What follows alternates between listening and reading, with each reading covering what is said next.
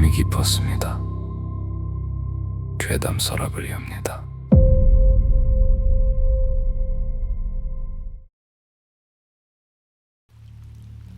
밤이 깊었습니다. 괴담 서랍을 열어볼 시간입니다. 건물이 무너진 현장에서 사람이 발견되는 경우가 있습니다. 사고 직후라면 구조대가 사람의 목소리를 찾고 열화상 카메라로 체온을 확인하며 잔해를 하나씩 걷어내죠. 하지만 시간이 길어질수록 상황은 달라집니다. 하루가 지나고 이틀이 지나고 일주일이 넘어가면 구조 작업은 조금씩 수습 작업으로 바뀝니다. 특히 그 건물에 사람이 살지 않았다고 알려져 있다면 더욱 그렇습니다. 그런데 아무도 살지 않는 곳으로 확인됐던 건물에서 사고가 난 지 8일 만에 사람이 발견된다면 어떨까요? 그것도 한 사람이 아니라 두 사람이라면 말이죠. 오늘 이야기는 재개발을 앞두고 비어있던 빌라의 잔해 속에서 발견된 한 아이에 관한 이야기입니다. 서울 외곽에 재개발을 앞둔 오래된 주택가가 있었습니다.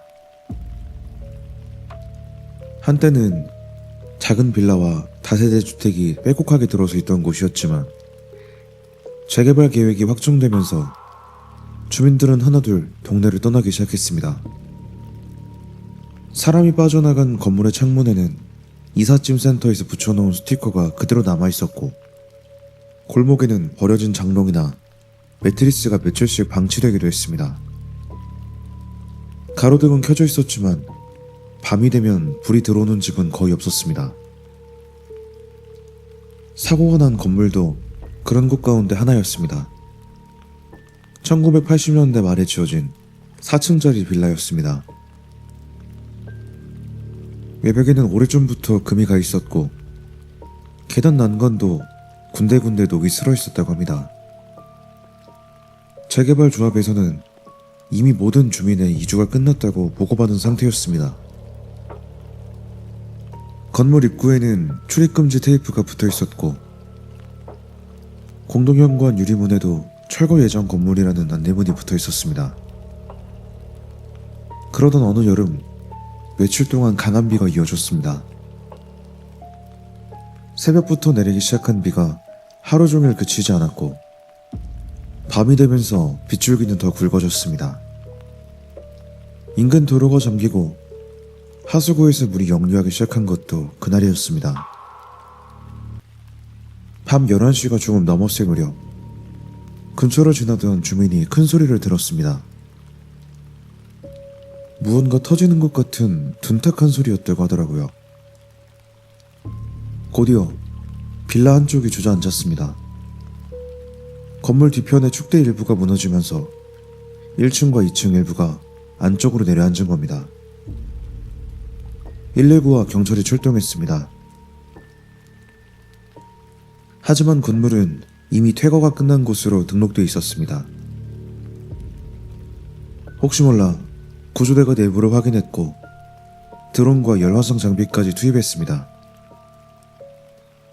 사람의 목소리는 들리지 않았습니다. 창문도 대부분 깨져 있었고 내부에는 비가 계속 들어오고 있었습니다. 구조대는 안전을 위해 건물 주변을 통제한 뒤 다음날 다시 수색을 이어갔습니다. 재개발 조합에도 연락이 갔습니다. 조합 측에서도 같은 답이 돌아왔습니다. 입주민 이주는 모두 완료됐다는 겁니다. 수도 사용량도 거의 없었고 전기도 대부분 끊긴 상태였습니다. 사고 이틀째까지 소방대가 현장을 확인했지만 실종 신고도 들어오지 않았습니다. 결국 사고는 인명피해가 없는 노후 건물 붕괴 사고로 정리될 예정이었습니다. 그리고 8일이 지났습니다. 비가 그치면서 철거업체가 현장 정리에 들어갔습니다. 무너진 건물은 추가 붕괴 위험이 있었기 때문에 더 이상 보존할 이유가 없었습니다. 굴착기가 외벽 일부를 뜯어내고 작업자들이 작은 잔해를 분리하고 있을 때였습니다. 한 작업자가 기계를 멈추게 했습니다. 처음에는 철근이 움직이면서 나는 소리인 줄 알았다고 합니다. 잠시 뒤 다시 소리가 났습니다. 콘크리트 안쪽에서 일정한 간격으로 무언가 부딪히고 있었습니다. 불찾기에 시동을 끄자 현장이 조용해졌습니다. 몇 초 뒤 같은 소리가 다시 들렸습니다. 이번에는 작업자 여러 명이 들었습니다. 곧바로 119가 호출됐습니다.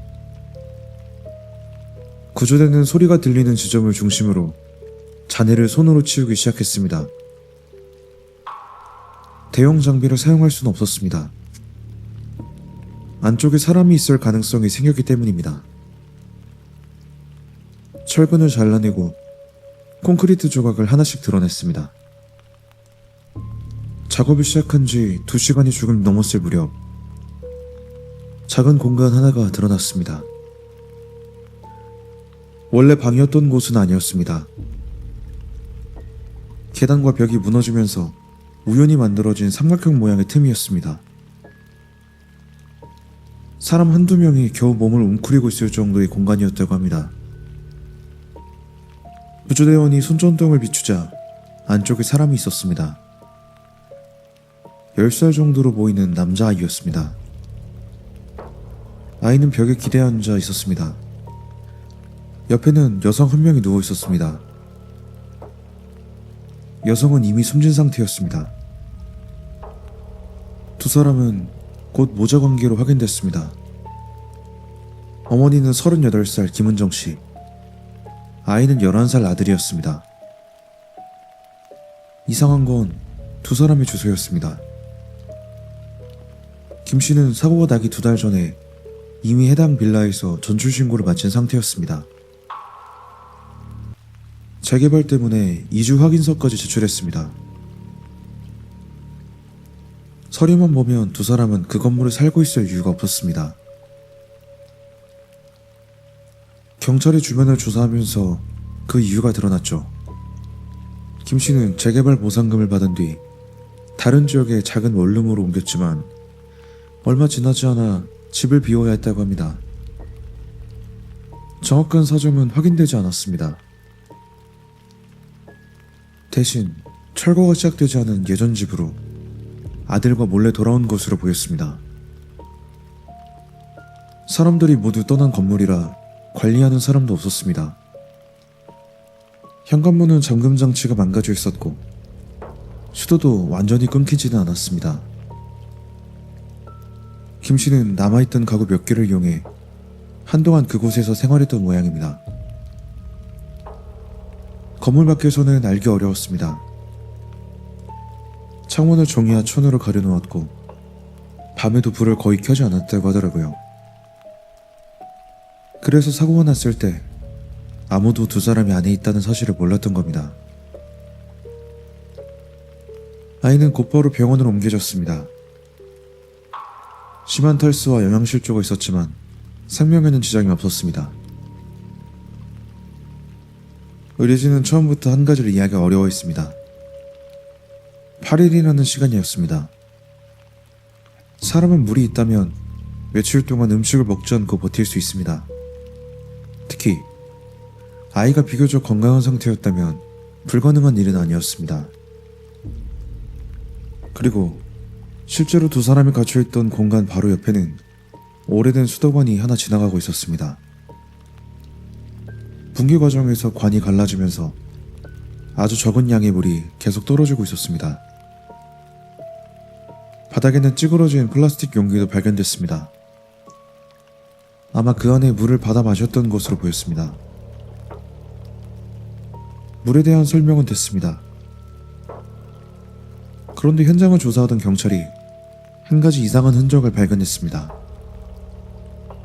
두 사람이 갇혀있던 곳에는 음식물이 거의 없었습니다. 과자 봉지 하나, 작은 음료수병 하나가 전부였습니다. 그마저도 사고 전부터 버려져 있었던 건지 두 사람이 가지고 있었던 건지는 알 수 없었습니다.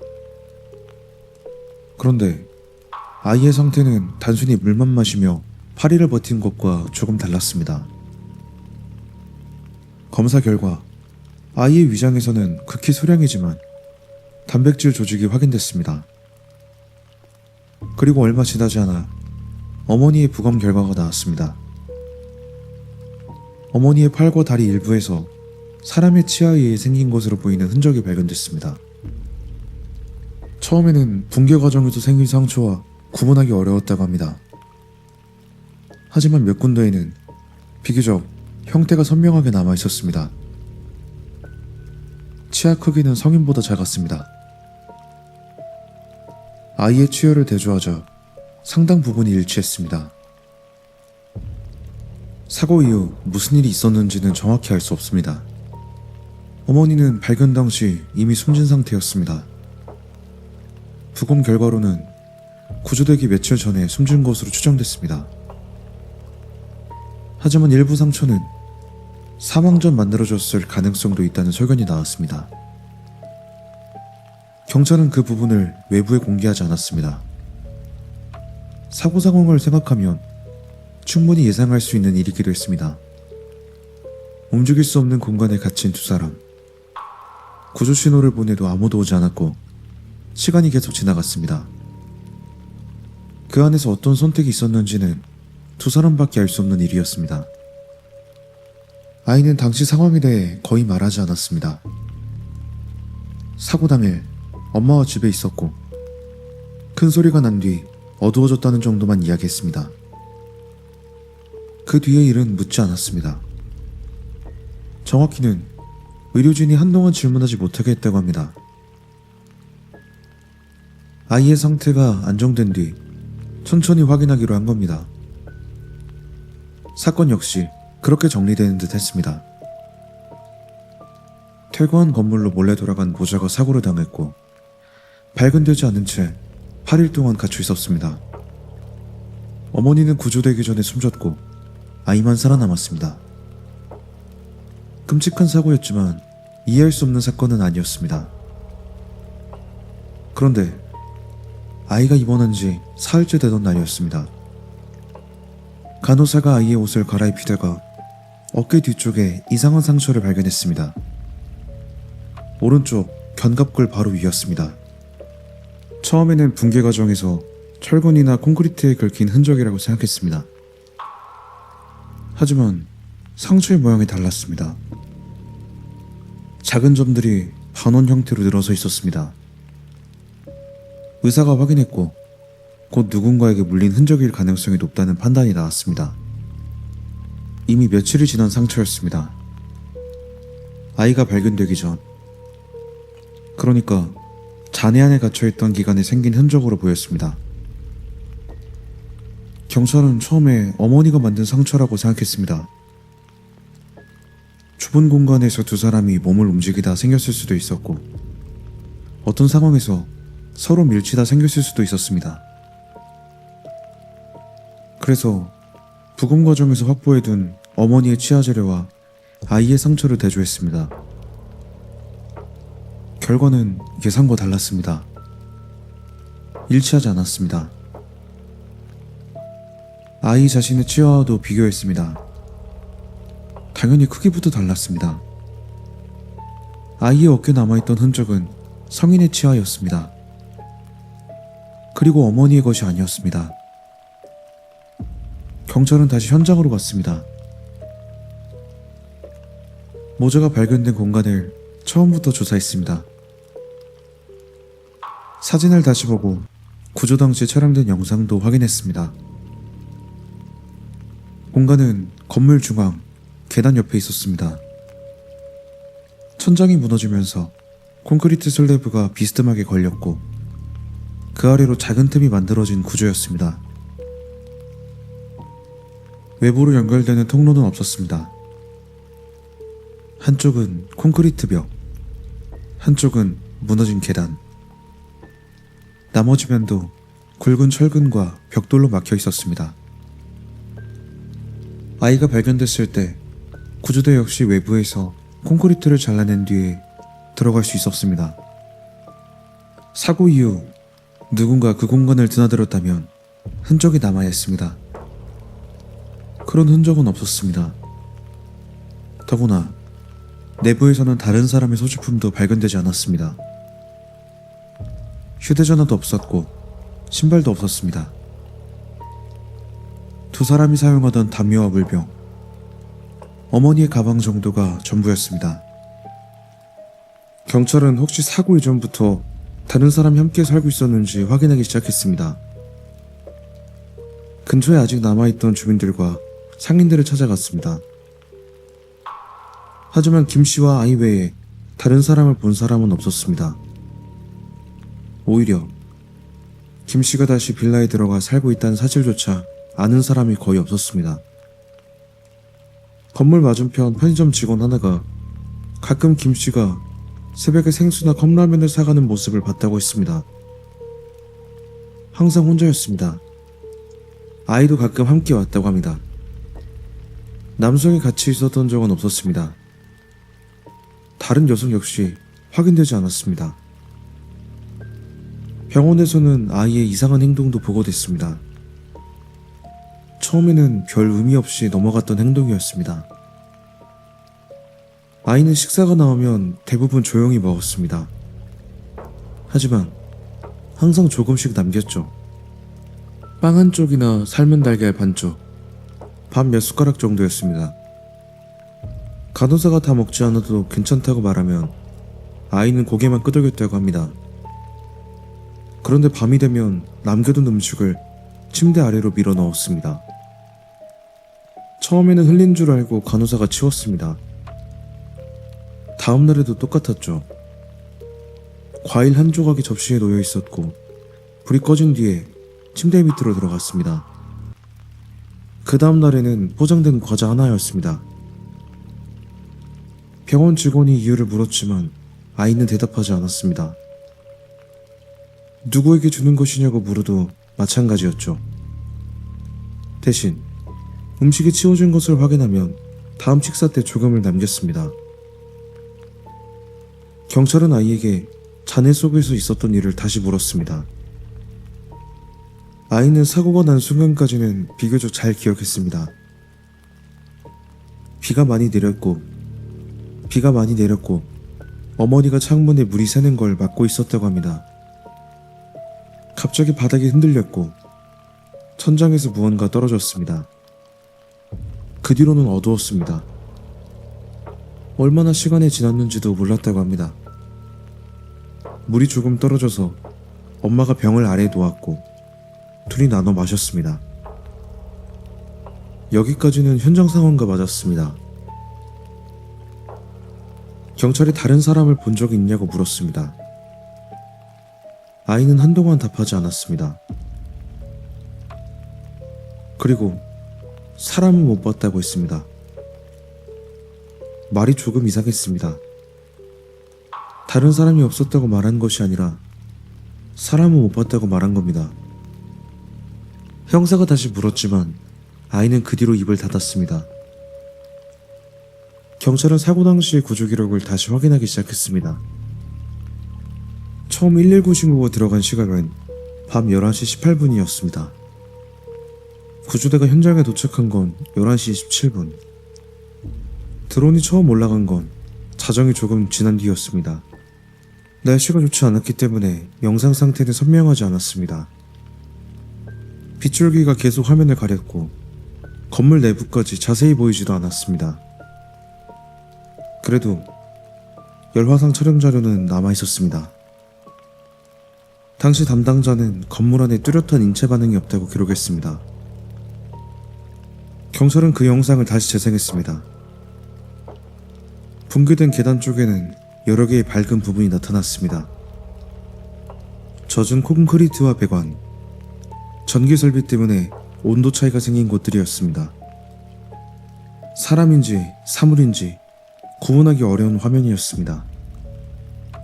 그런데 모자가 발견된 위치를 정확히 표시한 뒤 다시 확인하자 이상한 부분이 보였습니다. 작고 희미한 열원이 하나 있었습니다. 그리고 바로 옆에 하나가 더 있었습니다. 이 두 개는 어머니와 아이였을 가능성이 높았습니다. 문제는 그 옆이었습니다.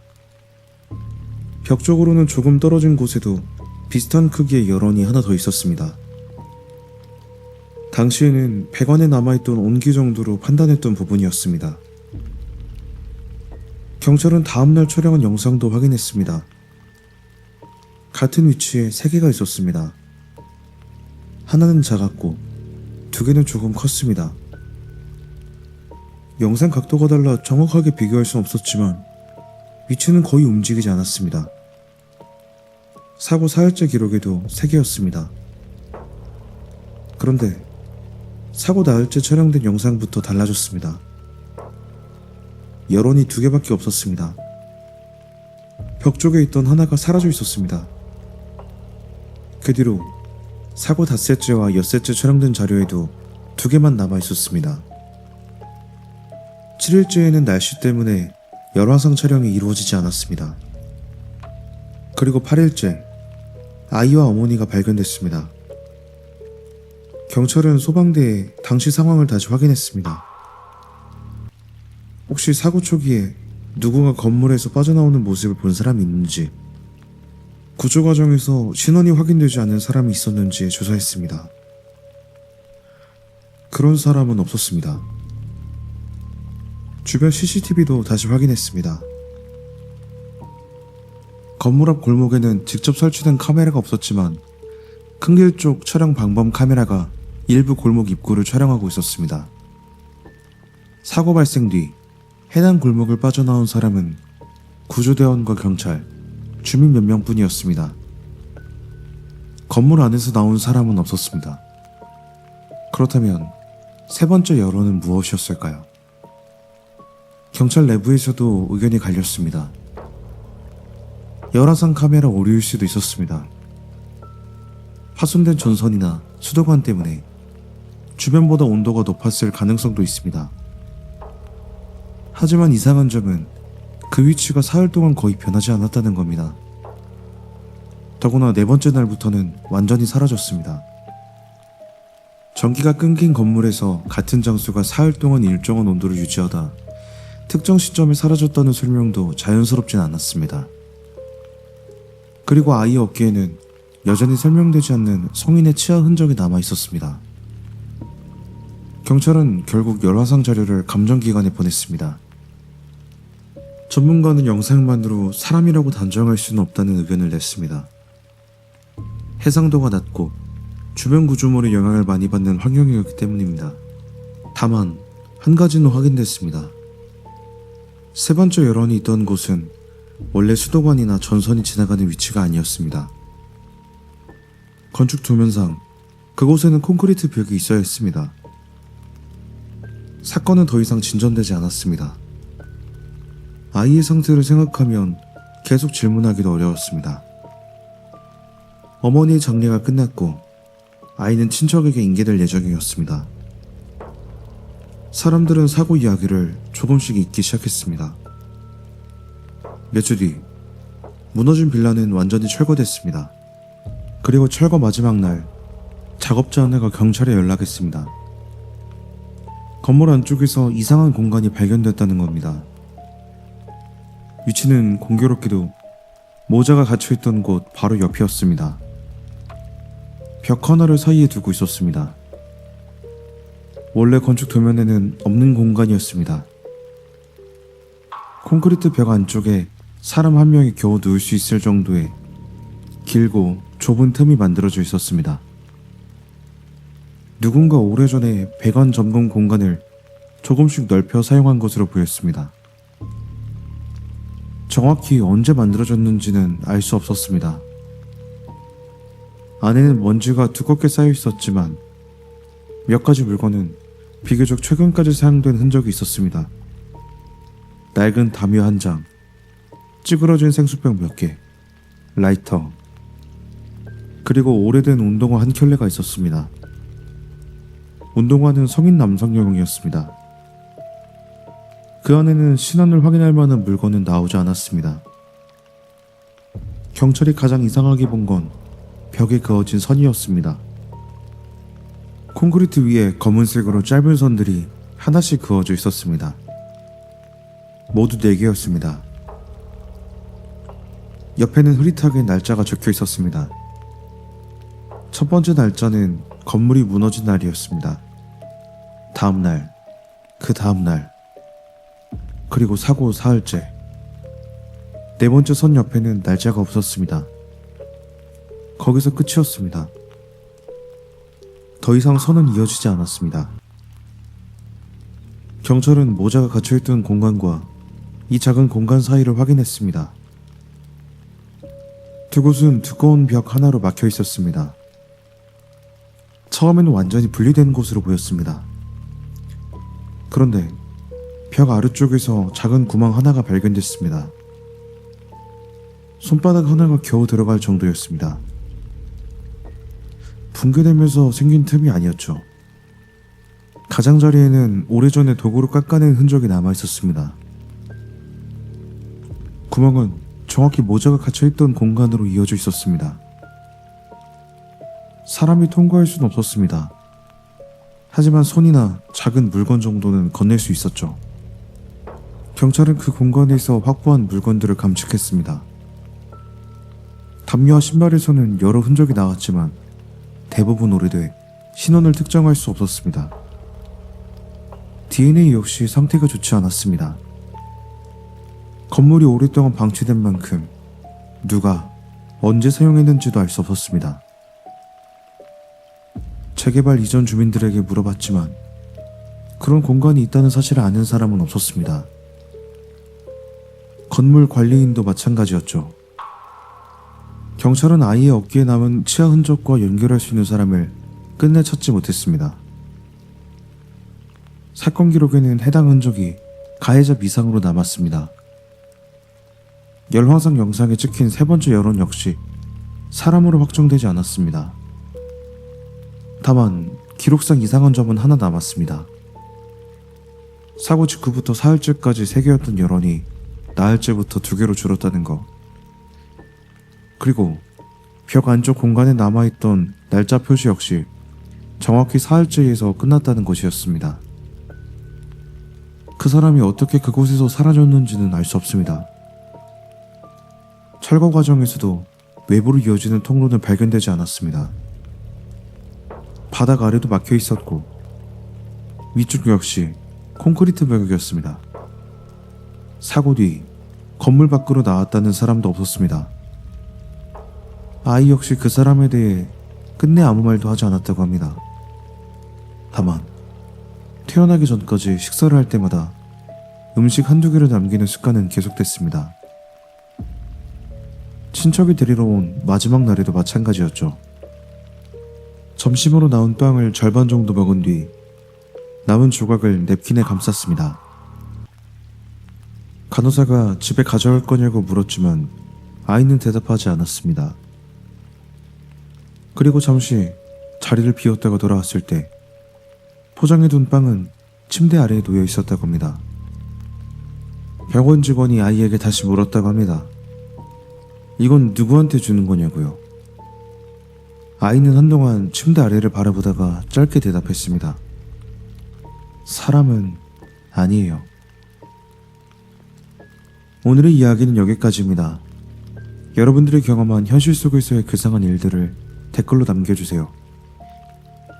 그리고 특별히 괴담서랍의 목소리로 소개해줬으면 좋을 것 같은 사연은 괴담서랍 디스코드 서버에 들어와 제보해주시면 감사드리겠습니다.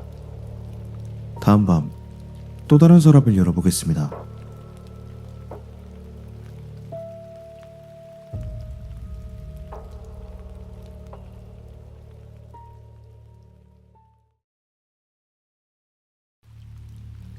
밤이 깊었습니다.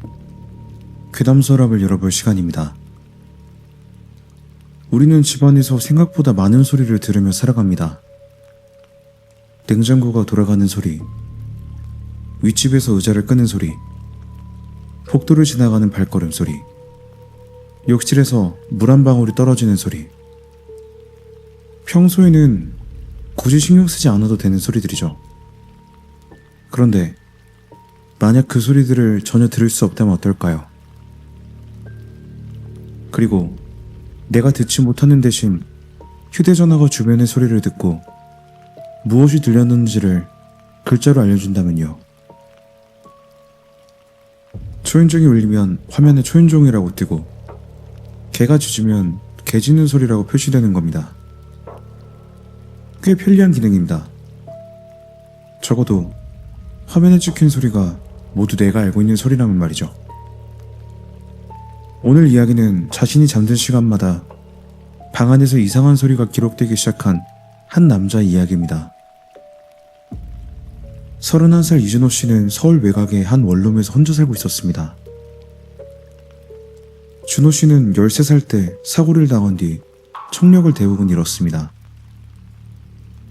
완전히 아무것도 들리지 않는 것은 아니었습니다.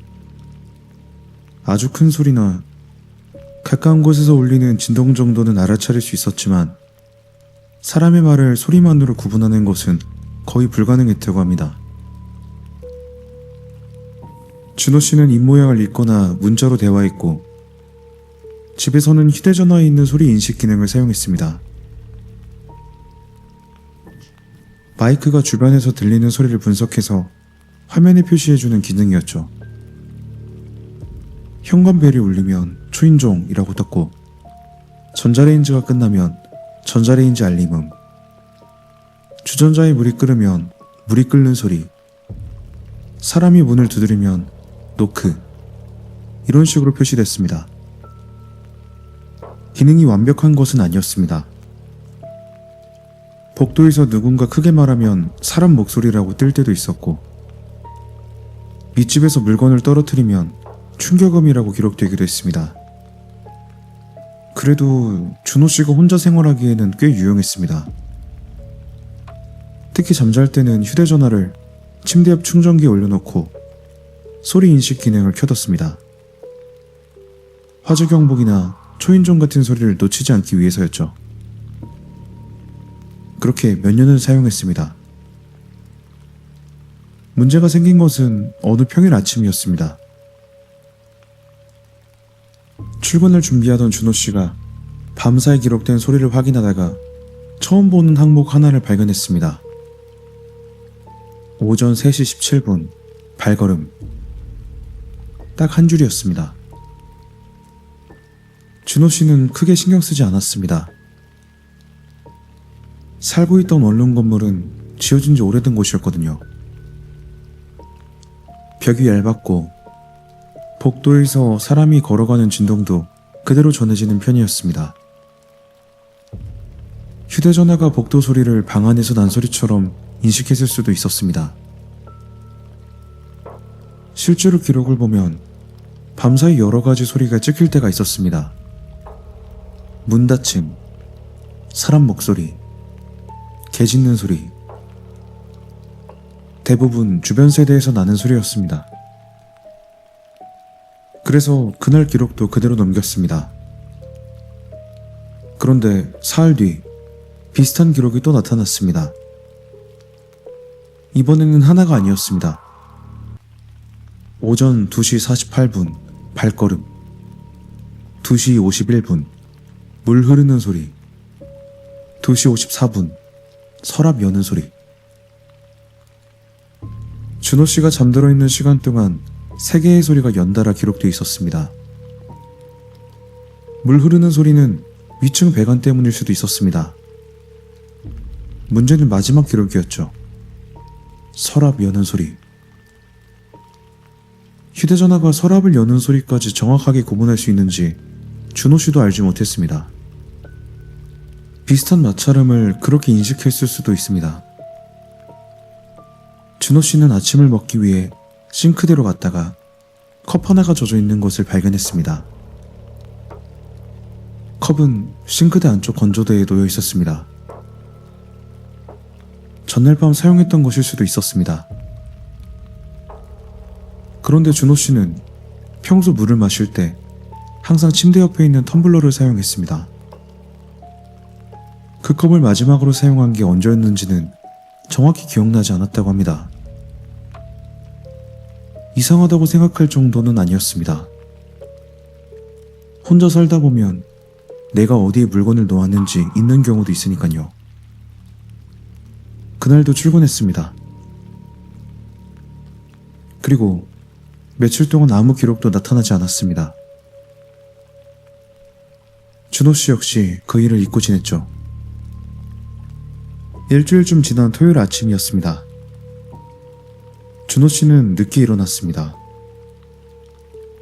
휴대전화 화면을 켜자 밤사이 인식된 소리가 여러 개 쌓여 있었습니다. 오전 1시 33분 작은 충격음, 1시 36분 발걸음, 1시 40분 비닐봉지 소리, 1시 42분 씹는 소리. 준호 씨는 그 기록을 한참 살펴봤습니다. 비닐봉지와 씹는 소리가 문제였습니다. 준호 씨가 자면서 무언가를 먹을 리는 없었으니까요. 주방을 확인해 봤습니다. 싱크대 위에 놓아둔 빵봉지가 열려 있었습니다. 며칠 전 사온 식빵이었습니다. 봉지 입구는 플라스틱 클립으로 닫아 놓았는데 클립이 옆에 떨어져 있었습니다. 빵도 몇 장 줄어 있었습니다.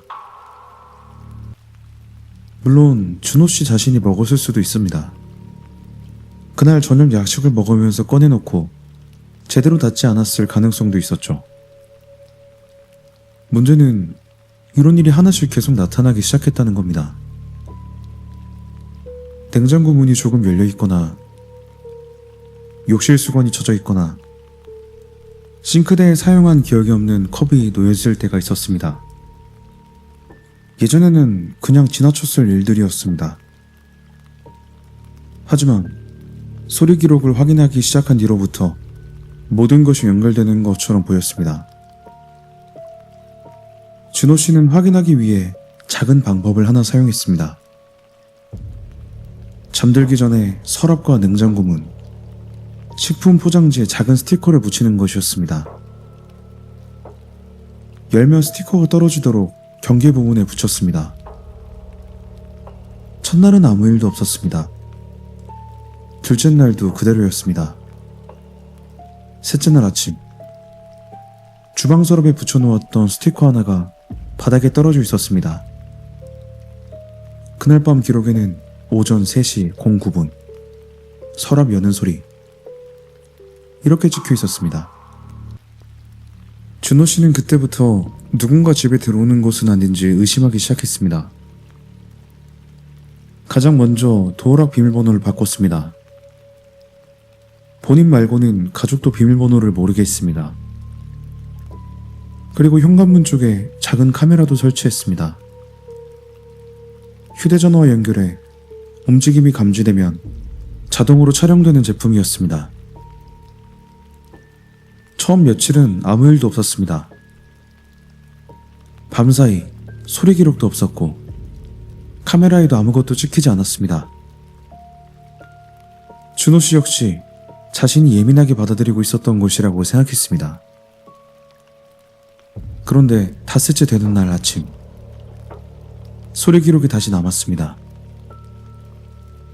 오전 3시 02분 발걸음, 3시 06분 물 흐르는 소리, 3시 11분 남자 목소리. 이전까지와 다른 점은 사람의 목소리가 처음으로 기록됐다는 것이었습니다. 기계가 말을 정확하게 받아쓴 것은 아니었습니다. 몇 초 동안 알 수 없는 소리로 표시되다가 마지막에 짧은 문장 하나가 남았습니다. 자는 것 같아. 준호 씨는 즉시 현관 카메라를 확인했습니다.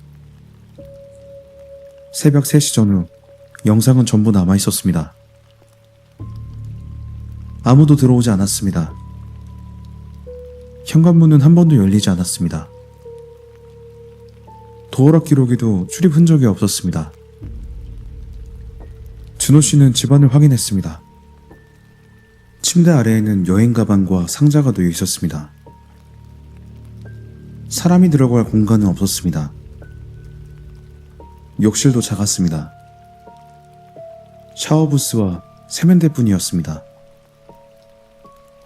싱크대 아래 수납장에도 세제와 생활용품이 가득했습니다. 베란다도 없는 작은 원룸이었습니다. 누군가 숨을 곳이 없었죠. 마지막으로 옷장을 확인했습니다.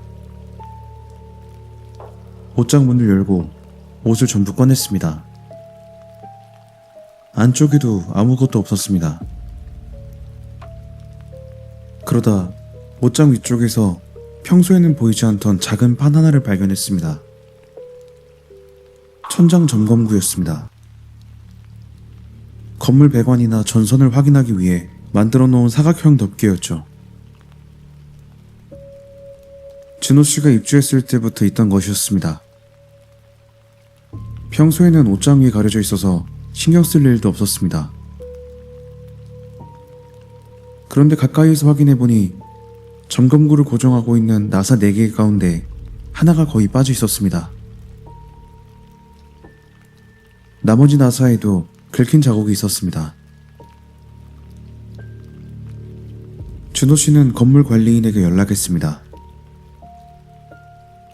그날 오후 관리인이 올라왔습니다. 관리인은 오래된 건물이라 점검구 나사가 느슨해질 수도 있다고 설명했습니다. 그곳은 배관을 확인하기 위한 공간이고 사람이 들어가 있을 만한 곳은 아니라고 했죠. 준호 씨는 직접 확인해달라고 부탁했습니다.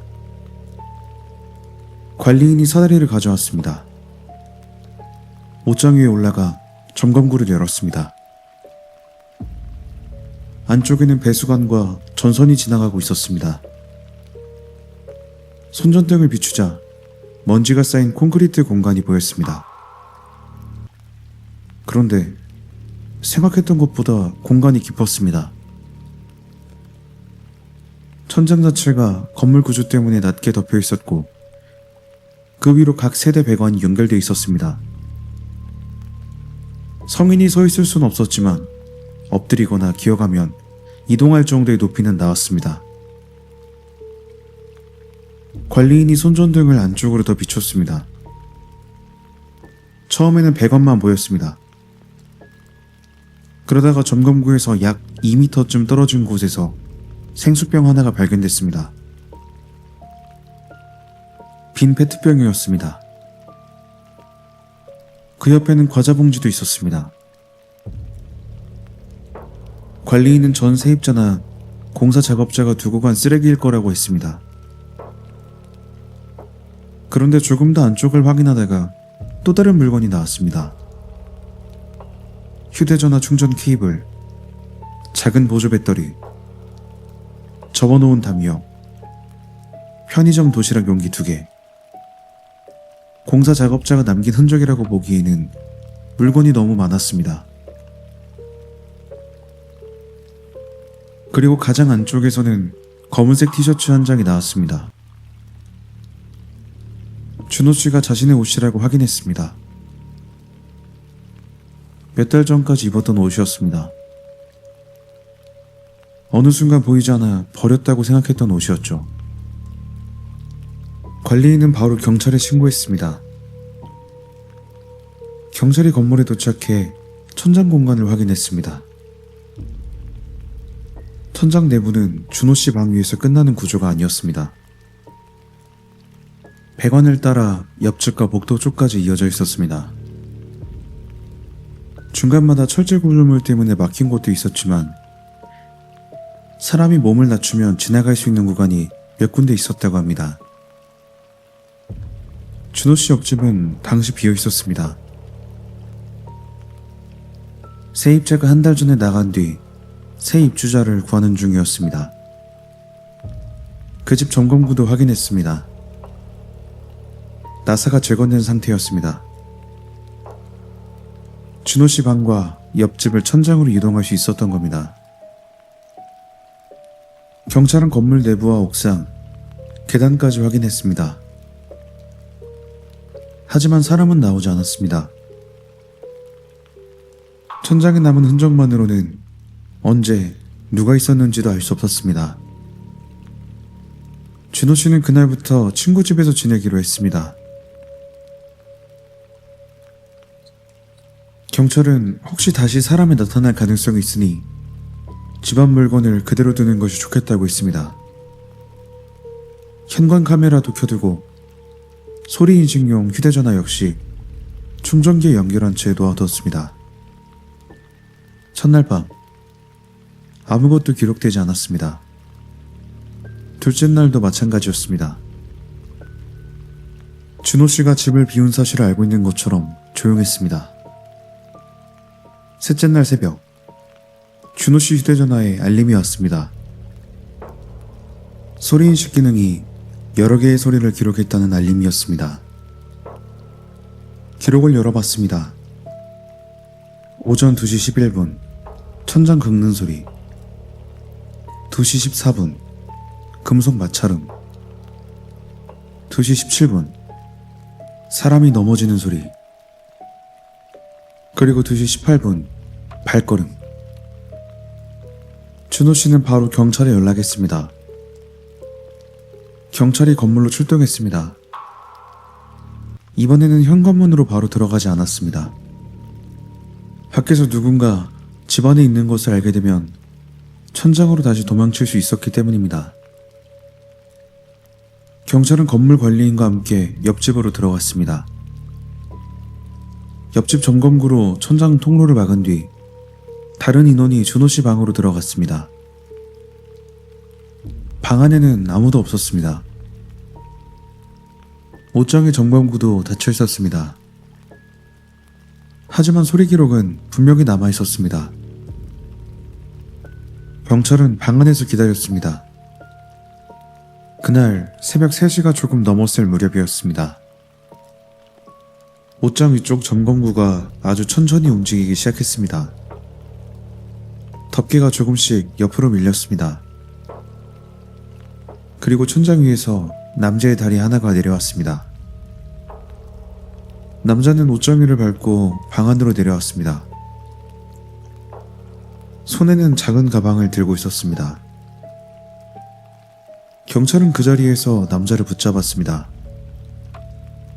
조사 결과 남자는 36살 박영수라는 사람이었습니다.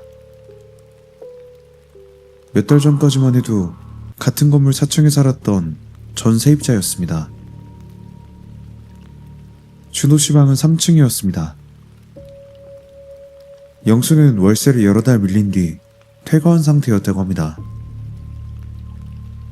문제는 그가 이 건물에서 꽤 오랫동안 살았다는 것이었습니다. 건물 배관 공사를 한 적도 있었고 그 과정에서 천장 안쪽 구조를 알고 있었습니다. 세대마다 점검구가 있고 일부 방은 천장 공간을 통해 연결되어 있다는 것도 알고 있었죠. 건물에서 쫓겨난 뒤 그는 가끔 공동현관을 몰래 통과해 빈집으로 들어갔다고 합니다.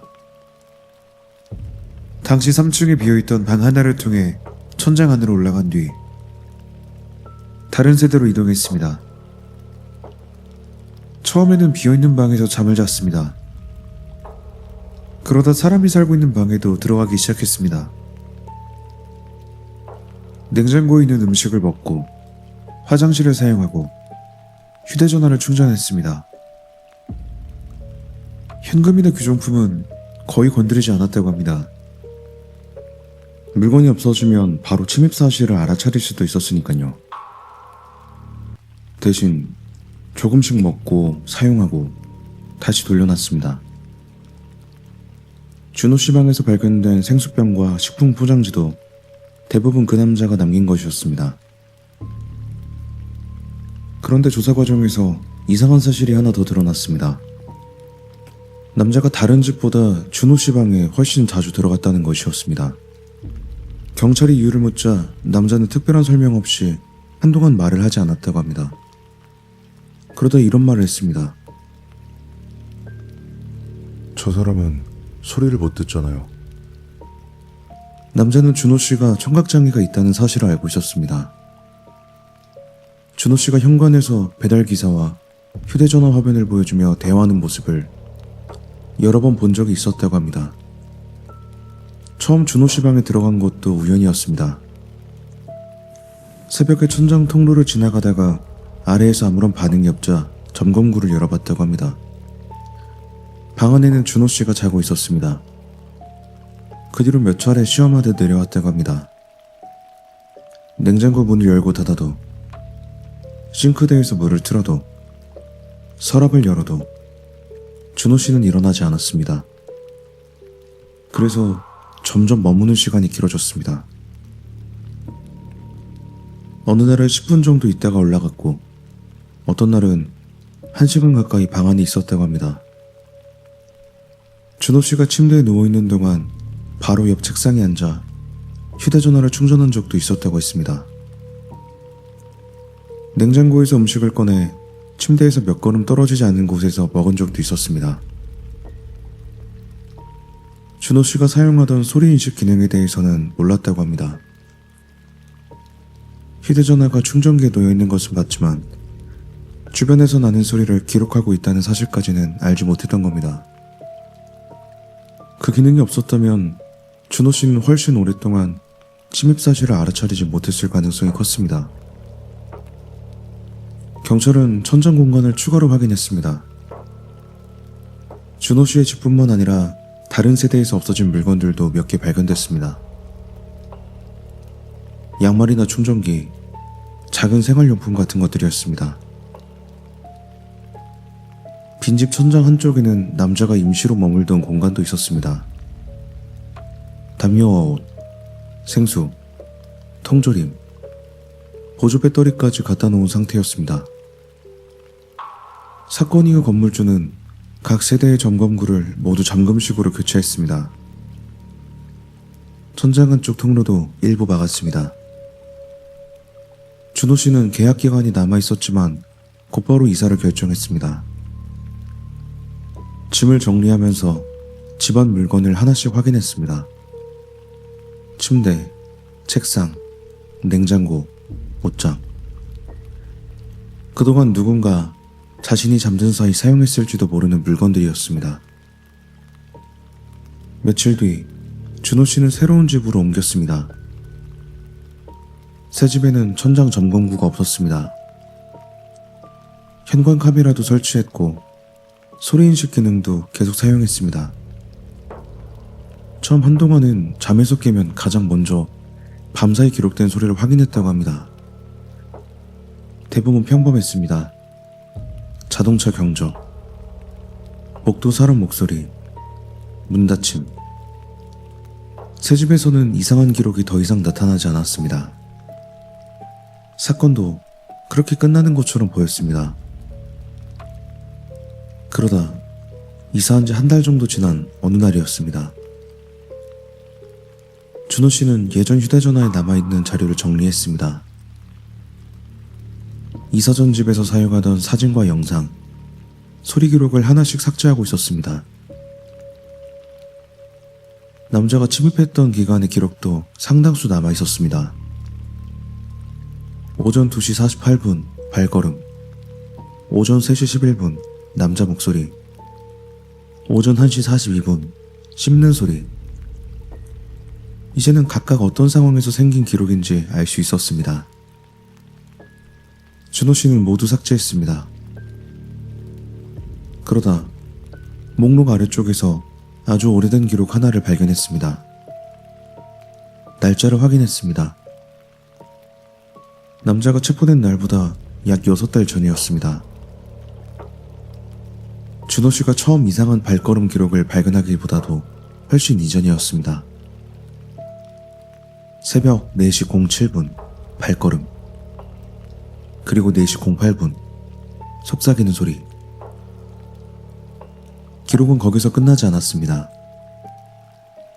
음성 인식 기록이 짧은 말을 하나 문자로 변환해 놓았습니다. 쉿.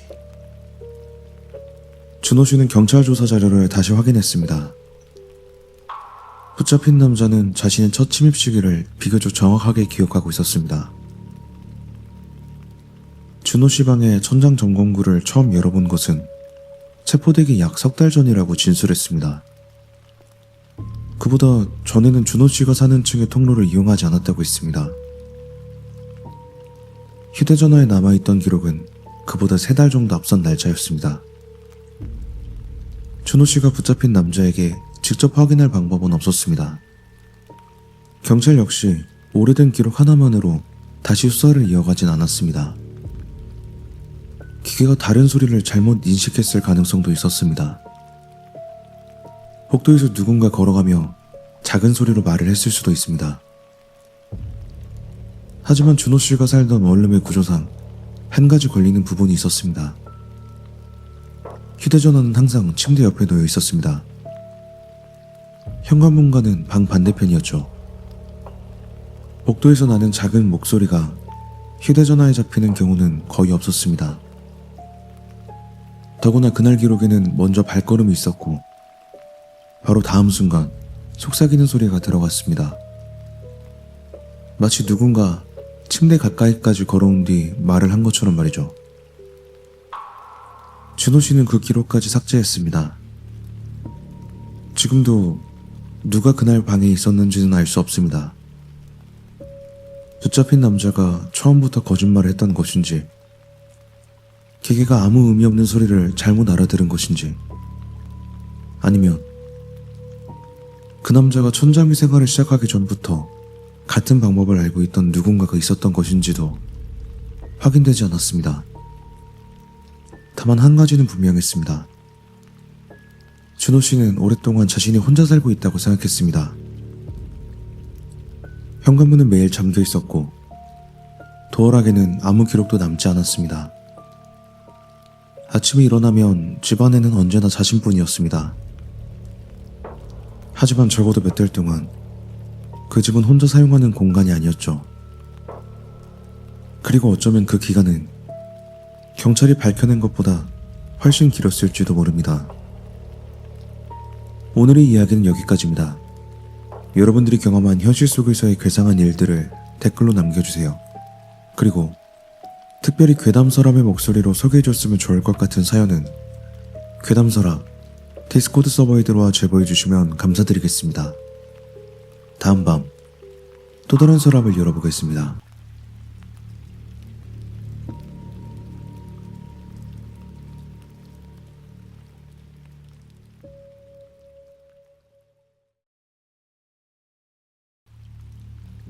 밤이 깊었습니다.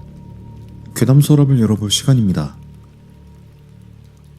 예전에는 여름만 되면 자주 들을 수 있었던 이야기가 하나 있습니다. 선풍기를 켜놓고 자면 죽는다. 특히 방문과 창문을 모두 닫은 방에서 선풍기를 얼굴 쪽으로 틀어놓으면 위험하다는 말이 있었죠.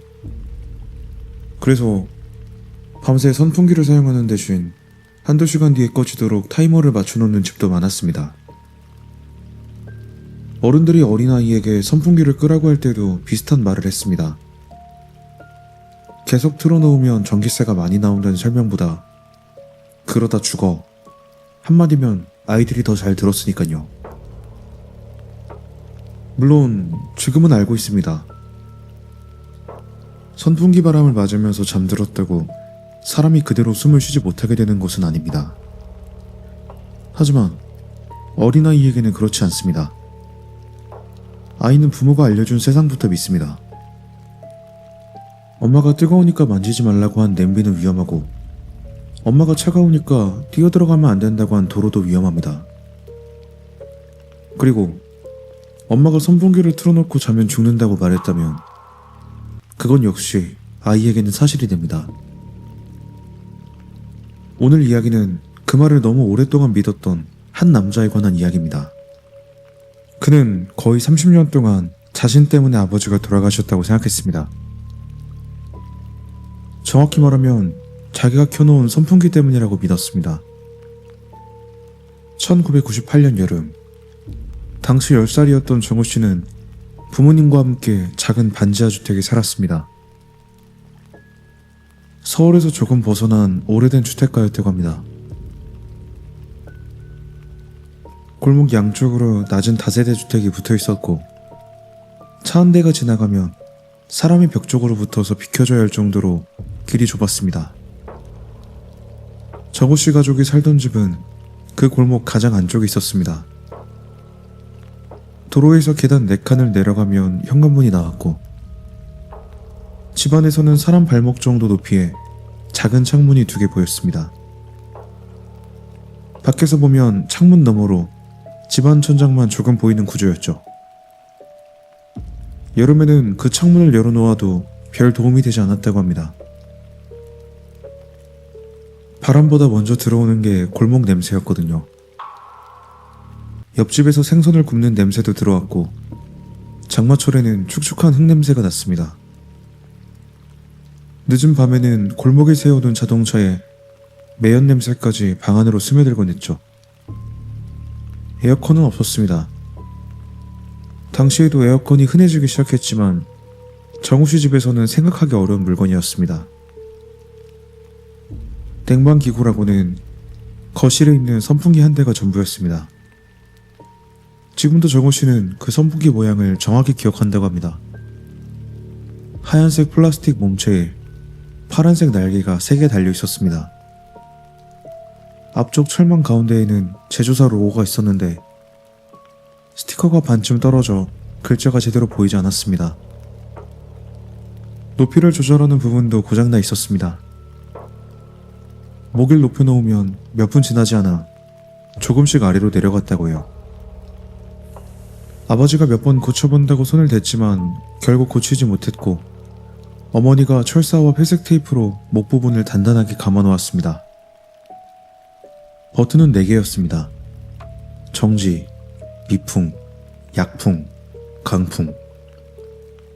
그중 약풍 버튼은 한 번 누르면 잘 올라오지 않았습니다. 손톱을 틈에 넣어 잡아당겨야 다른 버튼을 누를 수 있었죠.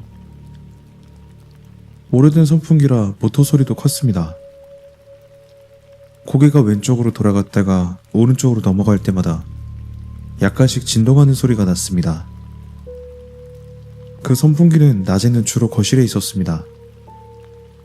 저녁이 되면 어머니가 주방으로 옮겼다가 정우씨가 잘 시간이 되면 작은 방 문 앞에 가져다 놓았습니다.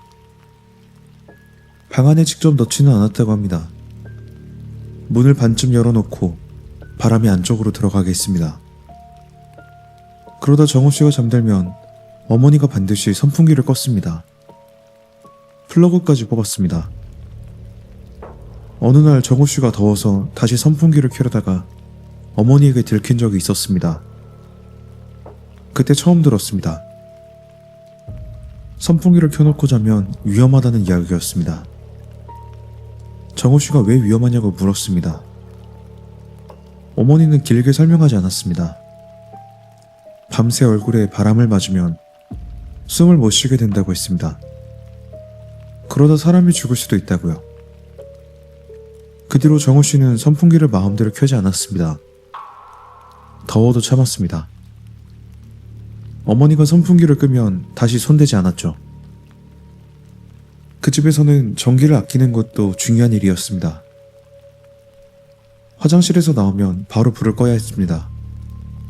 냉장고 문을 오래 열어놓으면 안 됐고요.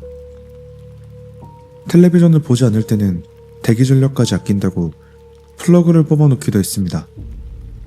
물이 끓으면 가스불도 바로 껐습니다. 정우씨는 어릴 때부터 전기세와 수도세라는 말을 자주 들으며 컸습니다. 그런데 이상하게도 아버지가 술을 마시고 들어오는 날에는 지켜야 할 규칙이 조금 달라졌다고 합니다. 텔레비전을 켜면 안 됐습니다. 장난감 자동차를 바닥에 굴려도 안 됐고요. 냉장고를 열었다 닫는 소리도 내지 않는 편이 좋았습니다. 가능하면 화장실도 미리 다녀오는 게 나았습니다. 아버지가 들어온 뒤에는 작은 방에서 나오지 않는 것이 가장 좋았습니다. 정우씨는 골목에서 들리는 발소리만으로도 어느 정도 구분할 수 있었다고 합니다. 술을 마시지 않는 날, 아버지는 현관문 앞에서 주머니를 뒤져 열쇠부터 찾았습니다. 술을 마신 날에는 손잡이부터 잡아당겼습니다. 문이 잠겨 있으면 열쇠를 찾기보다 문을 몇 번 두드렸습니다. 처음에는 손바닥으로, 그래도 문이 열리지 않으면 주먹으로 바뀌었습니다. 그러면 어머니가 하던 일을 멈추고 문을 열었습니다. 그때 정우씨는 방으로 들어갔습니다. 작은 방 방문 아래에는 손가락 2개 정도 들어갈 틈이 있었습니다. 문을 닫아도 거실 불빛이 그 틈으로 길게 들어왔습니다. 처음에는 노란빛이 보입니다. 조금 지나면 아버지 목소리가 커집니다. 그 다음에는 뭔가 넘어가는 소리가 들렸습니다. 식탁 의자가 밀리기도 했고 그릇이 깨지기도 했습니다. 그 뒤 거실 불이 꺼지면 문 아래에 있던 빛도 사라졌습니다. 다음날 아침이면 집안 물건 하나가 없어져 있는 날이 있었습니다. 밥그릇 하나, 유리컵 하나, 액자 하나, 플라스틱 빨래 바구니, 벽에 걸려있던 시계가 내려와 있는 날도 있었다고 합니다. 어머니 얼굴에도 가끔 상처가 생겼습니다. 입술 옆이 찢어져 있거나 눈아래가 부어 있었습니다. 정우 씨가 물어보면 어머니는 이유를 설명했습니다. 천장문에 부딪혔다. 욕실에서 넘어졌다. 계단을 내려가다가 미끄러졌다. 어린 정우 씨도 매번 사고가 나는 장소가 달라지는 것이 이상하긴 했습니다. 하지만 몇 번 더 묻고 나면 어머니는 이제 그만 물어보라고 했습니다. 그 뒤로 정우 씨도 더 묻지 않았습니다. 1998년 여름은 유난히 더웠다고 합니다. 장마가 끝난 뒤에도 공기가 눅눅했고 밤이 되어도 벽에서 열기가 빠지지 않았습니다. 잘 때 돗자리를 깔아놓아도 등에 땀이 찼습니다. 그날도 마찬가지였습니다. 정우 씨는 방에서 잠을 자고 있었습니다.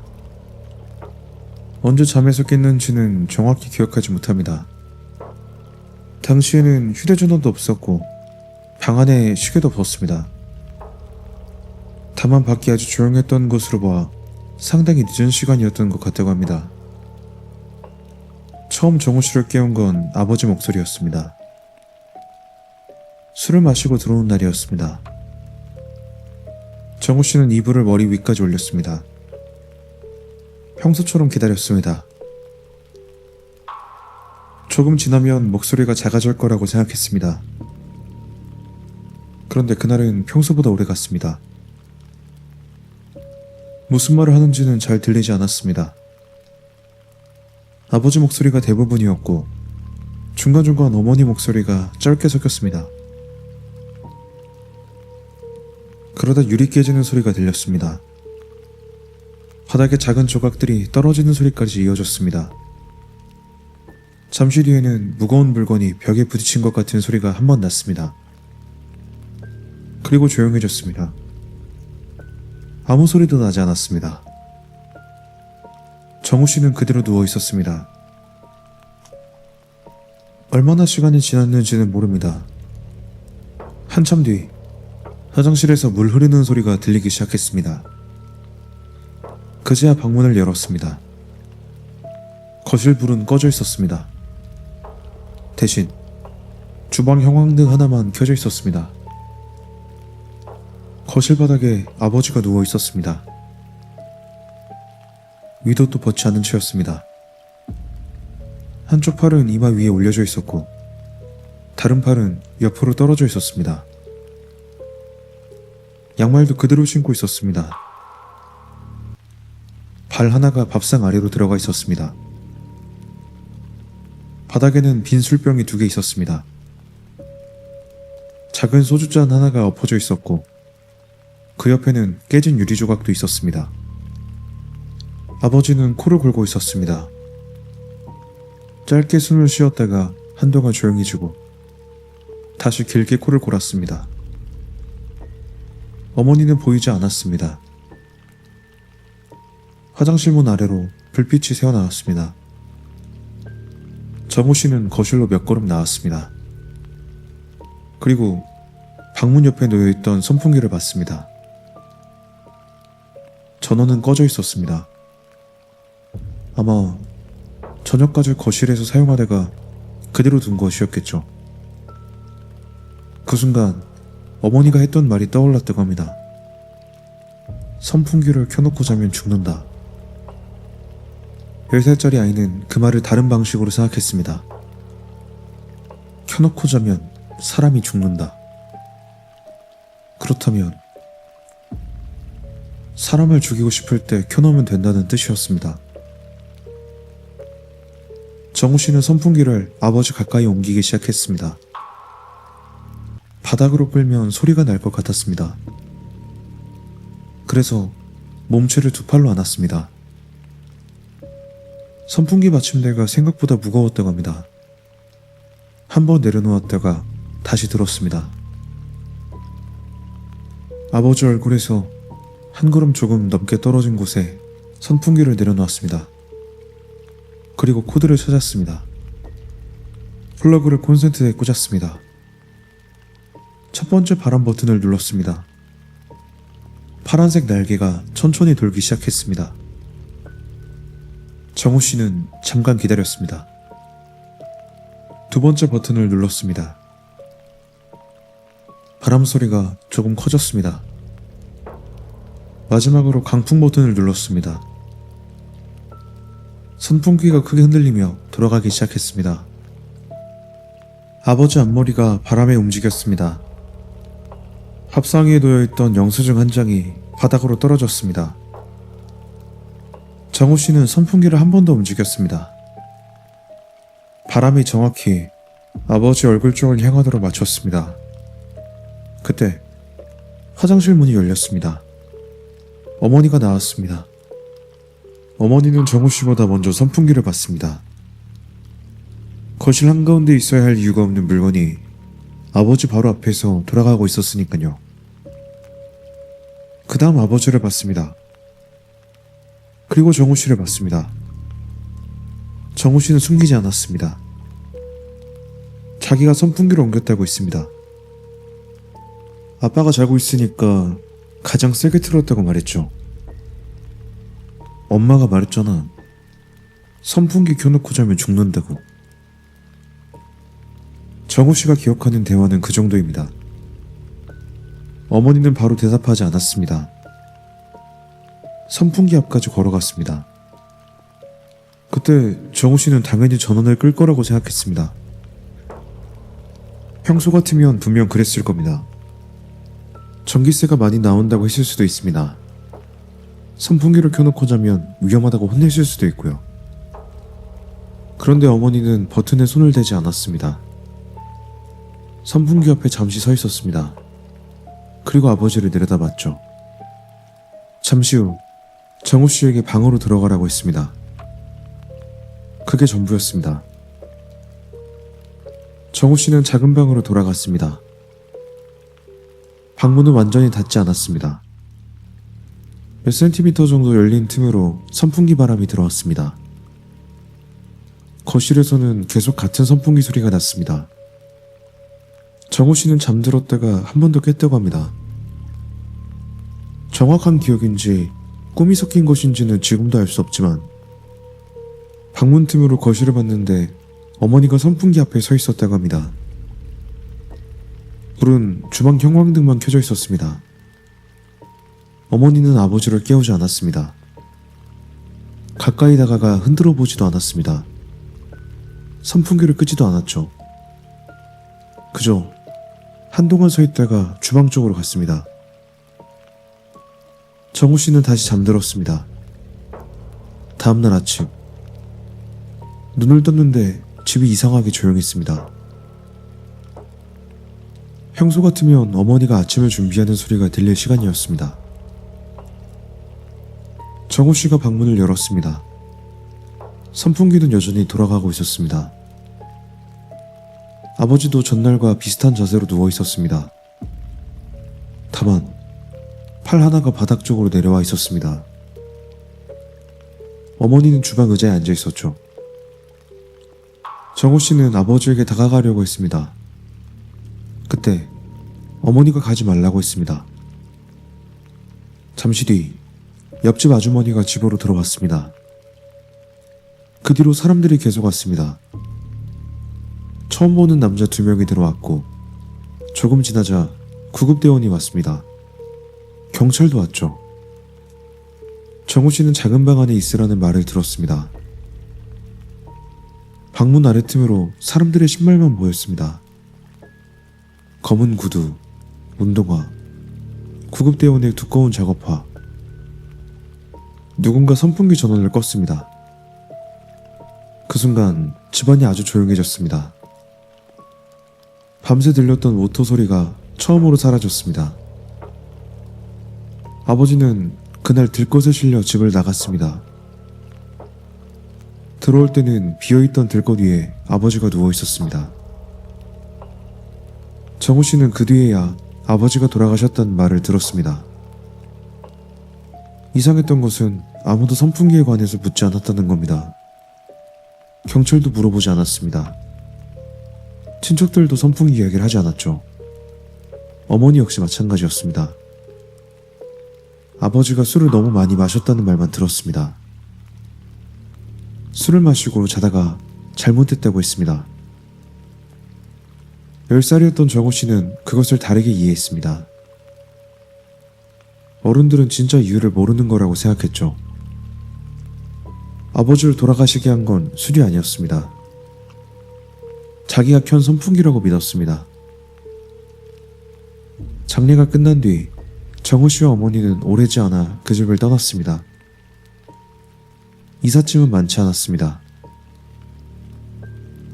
옷장 하나, 작은 텔레비전, 밥솥, 이불, 몇 개의 그릇. 그런데 선풍기는 가져가지 않았습니다. 어머니가 직접 버렸습니다. 새 집에는 얼마 뒤 다른 선풍기가 생겼습니다. 정우 씨는 그 선풍기가 싫었습니다. 밤이 되면 어머니에게 먼저 꺼달라고 했죠. 어머니도 이유를 묻지 않았습니다. 그 뒤로 두 사람은 아버지가 돌아가셨던 날의 이야기를 한 번도 하지 않았습니다. 정우 씨도 일부러 묻지 않았습니다. 자기가 했던 일을 말하면 어떻게 될지 몰랐기 때문입니다. 혹시 경찰이 다시 찾아올 수도 있다고 생각했습니다. 어머니까지 곤란해질 수도 있다고 생각했고요. 그렇게 정우 씨는 고등학생이 됐습니다. 정우 씨는 아버지가 돌아가셨던 날을 다시 생각했습니다. 아버지는 왜 아침에 일어나지 못했던 걸까? 답은 어렵지 않게 만들 수 있었습니다. 술을 많이 마셨으니까. 원래 건강에 좋지 않았을 수도 있으니까. 정우 씨는 그렇게 정리했습니다. 선풍기가 원인은 아니었지만 그렇다고 다른 특별한 이유가 있었던 것도 아닐 거라고 생각했습니다. 어머니에게 확인하지는 않았습니다. 굳이 10년 가까이 지난 일을 꺼낼 필요가 없었죠. 무엇보다 아버지 이야기가 나오면 어머니는 대화를 오래 이어가지 않았습니다. 옛날 일이다. 보통 그 정도로 끝났습니다. 시간이 더 흘렀습니다. 정우 씨는 군대에 다녀왔고 직장을 잡았습니다. 결혼도 했습니다. 아들도 얻게 되었습니다. 여름이면 집에서 에어컨을 사용했고 선풍기도 함께 틀었습니다. 한밤중에 아이 방에 들어가 보면 선풍기가 계속 돌아가는 날도 있었습니다. 그럴 때마다 정우 씨는 선풍기를 껐습니다. 이유를 묻는 아내에게는 전기세가 아까워서 그렇다고 했습니다. 진짜 이유를 설명한 적은 없었죠. 어머니는 다른 지역의 작은 아파트에서 혼자 지냈습니다. 나이가 들면서 몸이 불편해졌지만 오래된 물건을 좀처럼 버리지 않는 사람이었다고 합니다. 정우 씨가 갈 때마다 오래된 옷이나 그릇을 대신 버려줬습니다. 그럴 때 아버지 물건을 본 적은 한 번도 없었습니다. 사진조차 거의 남아있지 않았습니다. 그러다 2026년 초 어머니가 돌아가셨습니다. 장례를 마친 뒤 정우 씨는 혼자 어머니 집을 정리하기 시작했습니다. 그러다가 안방 장롱 맨 아래에서 종이 상자 하나를 발견했습니다. 신발 상자보다 조금 큰 크기였죠. 정우 씨가 뚜껑을 열었습니다. 안에는 오래된 서류가 들어있었습니다. 아버지 이름이 적힌 서류 봉투 하나. 이미 누렇게 색이 변해 있었습니다. 봉투를 열자 사망진단서가 나왔습니다. 정우 씨는 아버지가 돌아가신 뒤 이런 문서를 처음 봤습니다. 날짜부터 확인했습니다. 1998년. 그 여름밤 다음 날이었습니다. 정우 씨는 내용을 처음부터 읽었습니다. 아버지가 거실에서 돌아가신 건 기억하고 있었습니다. 술도 많이 마셨습니다. 그래서 당연히 알코올과 관련된 내용만 있을 거라고 생각했습니다. 실제 문서에도 알코올 이야기는 있었습니다. 그런데 그게 전부가 아니었습니다. 직접 사인으로 적힌 것은 기도 폐쇄였습니다. 잠든 상태에서 구토했고 구토물이 기도를 막은 것으로 추정된다는 내용이었습니다. 그 아래에는 약물에 관한 내용도 있었습니다. 혈액 검사에서 알코올과 함께 진정작용을 하는 약물 성분이 확인됐다는 내용이 적혀 있었습니다. 정우 씨에게는 낯선 약 이름이었습니다. 휴대전화로 검색해보니 그 약은 당시 불면이나 불안 증상 등에 처방되던 약물이었습니다. 그런데 정우 씨는 아버지가 그런 약을 복용했다는 기억이 없었습니다. 대신 한 사람이 떠올랐습니다. 어머니였습니다. 당시 어머니는 집 근처 의원을 자주 다녔습니다. 잠을 잘 못 잔다고 했습니다. 종이봉투에 약을 받아와 주방 찬장 높은 곳에 넣어두었던 모습도 기억났습니다. 정우 씨는 다시 사망 진단서를 봤습니다. 이것만으로 어떤 일이 있었는지 알 수는 없었습니다. 아버지가 다른 병원에서 약을 처방받았을 수도 있습니다. 어머니의 약을 실수로 먹었을 수도 있고요. 술에 취한 상태에서 약을 잘못 복용했을 가능성도 있었습니다. 정우 씨는 상자 속 다른 문서도 살펴봤습니다. 경찰 도장에 찍힌 종이가 몇 장 있었습니다.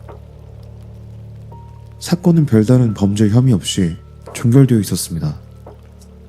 고인이 평소 음주가 잦았다는 진술, 당일에도 상당량의 술을 마셨다는 내용, 외부에서 침입한 흔적이 없었다는 내용, 집안에서 몸싸움이 있었던 것으로 보이지만 가족 진술에 따르면 이전에도 비슷한 일이 있었다는 기록도 있었습니다.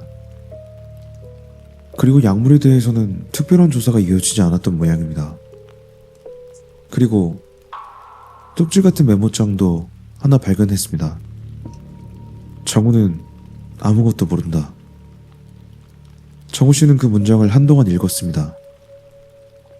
글씨는 분명 어머니의 것이었습니다. 바로 아래에 한 줄이 더 있었습니다. 그 애는 선풍기 때문이라고 생각한다. 정우 씨는 그날 밤을 처음부터 다시 떠올렸습니다. 자신이 선풍기를 옮겼고 강풍을 눌렀습니다. 아버지 얼굴을 향하게 했습니다. 그리고 어머니에게 말했습니다. 아빠 죽으라고 켰다는 뜻으로 말했을 겁니다. 정확한 문장은 기억하지 못합니다. 하지만 어머니는 그 의미를 알아들었습니다. 그런데 끄지 않았습니다.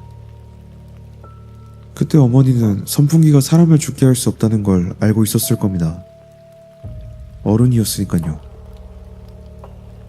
정우 씨는 상자 안의 문서들을 집으로 가져왔습니다. 누구에게 보여주진 않았다고 합니다. 이제 와서 무엇을 확인할 수 있을지도 알 수 없었습니다. 아버지와 어머니 모두 돌아가셨고 어머니가 아버지에게 약을 먹였다는 증거는 없습니다. 아버지가 직접 먹었을 수도 있습니다. 우연히 약과 술이 함께 들어갔을 수도 있습니다. 1998년 그날 밤 술에 취해 거실에 누워있던 아버지의 몸에서는 무슨 일이 벌어지고 있었던 걸까요? 어머니는 왜 밤새 아버지를 깨우지 않았던 걸까요? 그리고 무엇보다 10살짜리 아들이 선풍기를 켰다고 말했을 때 어머니는 왜 그 선풍기를 끄지 않았던 걸까요? 오늘의 이야기는 여기까지입니다. 여러분들이 경험한 현실 속에서의 괴상한 일들을 댓글로 남겨주세요. 그리고 특별히 괴담서랍의 목소리로 소개해주셨으면 좋을 것 같은 사연은 괴담서랍 디스코드 서버에 들어와 제보해주시면 감사드리겠습니다. 다음 밤 또 다른 서랍을 열어보겠습니다.